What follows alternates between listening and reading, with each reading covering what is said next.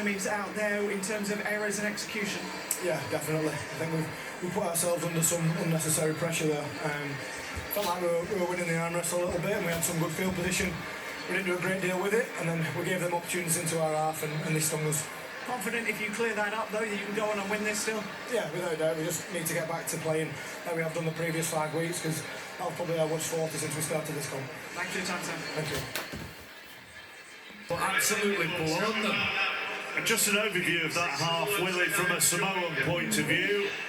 They've done exactly what, I mean, actually, not only have they done exactly what they would have wanted to, they actually managed to do it with 12 for 10 minutes. Yeah, and losing a couple to concussions. Yes. And to go in at 10-6, they'll be really happy. But, you know, like John said, they've only had a couple of opportunities up England's end of the field. It's all been down there, and they'll be happy with the way they've scrambled defensively. So they've got to back that effort up. Jamie? Yeah, I just agree, it's execution. I think Samoa have had a couple of chances to execute it.